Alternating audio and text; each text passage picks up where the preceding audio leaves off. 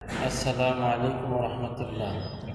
DS home YouTube চ্যানেলের পক্ষ থেকে আপনাদের সকলকে জানাই আন্তরিক মোবারকবাদ। আমি ডাক্তার এম এ ফেরদৌস। প্রতিদিনের মতো আজ চলে আসলাম আপনাদের মাঝে নতুন একটি বিষয় নিয়ে, নতুন একটি ভিডিও নিয়ে। আজকে কথা বলবো, আলোচনা করব এলান ভিসা নিয়ে।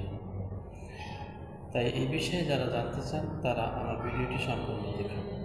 বন্ধুরা, এলান মানে মলদ্বার আর ফিশন মানে ফেটে যাওয়া। মলদ্বার ফেটে যাওয়া যে কোনো কারণে মলদ্বার ফেটে যায়, কোষ্ঠকাঠিন্যের কারণে হোক, আঘাত লাগার কারণে হোক, মলদ্বার ফেটে যায় এবং মলদ্বার ফেটে গেলে ব্যথা হবে, জ্বালা হবে এবং মলদ্বার দিয়ে রক্ত বের হবে। যে মলদ্বার ফেটে গেলে অথবা জ্বালা হলে অথবা মলদ্বার দিয়ে যদি রক্ত যায়, এলান ফিশন যদি হয়, তাহলে এর জন্য আমি আপনাদের মাঝে একটি জার্মানি কম্বিনেশন ওষুধ নিয়েছি এবং একটি বায়োকেমিক ওষুধ নিয়ে এসেছি এবং একটি ডাইলেশন নিয়ে এসেছি। এই ওষুধগুলো ঠিক মতো যদি ব্যবহার করেন, ইনশাআল্লাহ আপনাদের এলান ফিশন থাকবে না। প্রথমে যে মাদার টিংচারটির কথা বলবো, যে ওষুধটি দিয়ে একটি কম্বিনেশন ওষুধ তৈরি করা লাগবে। এটার জন্য 3টি ওষুধ লাগবে। 1 নম্বরে লাগবে ব্রাইনিয়া এল মাদার টিংচার, 2য় নম্বরে লাগবে রেটিনহিয়া, 3য় নম্বরে লাগবে হ্যামামেলিস।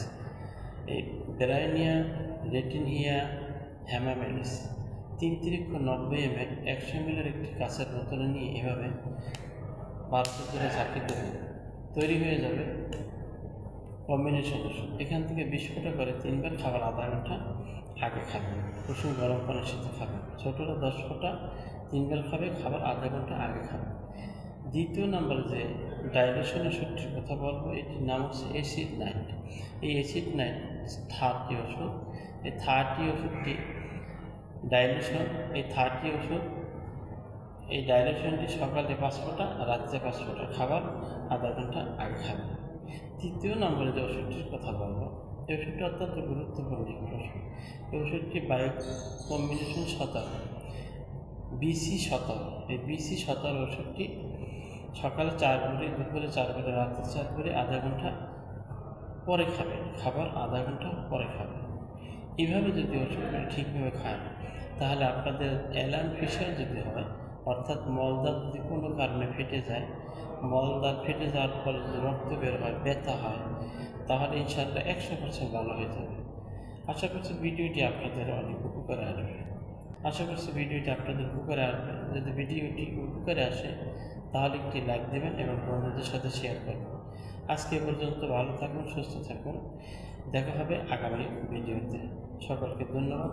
আসসালামু আলাইকুম রহমতুল্লাহ।